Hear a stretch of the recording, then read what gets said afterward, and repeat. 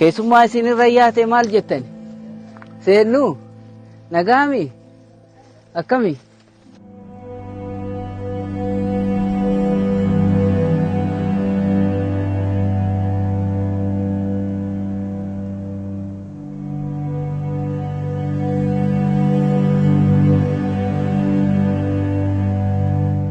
Meeqa bultii meeqa daa'imni akka dhalatte? Ji'a ga'ee. Harma kennite? Eessa deette? Mana deette moo asi bosona deette? Wadaadhuma kana keessa deette?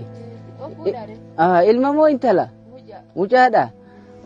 Haarafu haarafu. Si haa guddatu. Jabaadhu manatti hin deebitan homaan ta'u.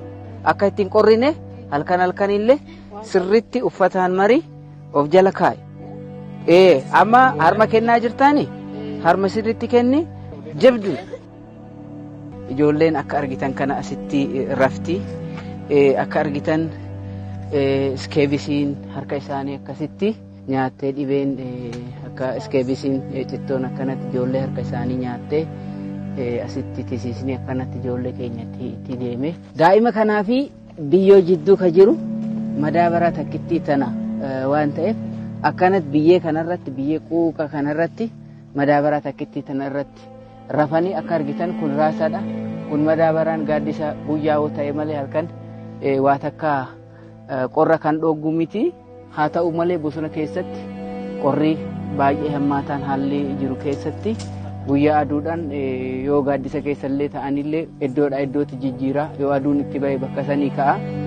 Hawaasni bifa kanaan jiraata. Abbaa warraa 500 ol buqqa'ee bifa kanaan iddoo adda addaatti bosona kana keessatti faca'ee kan jiraatu jira. Kan madaabaraa akkanaallee kan hin qabne baala kana caccabseetuma kaawwatee kan hawaasni keenya bulaa jiru ta'uu isaa akka argitan akka bartanii fi kana hawaasni keenya bal'aan waan kana jijjiiruuf mootummaan illee waan danda'u hunda godhee nageenya illee fide hawaasni keenya qabeenya isaatiitti akka deebi'u gochuun baay'ee barbaachisaadha.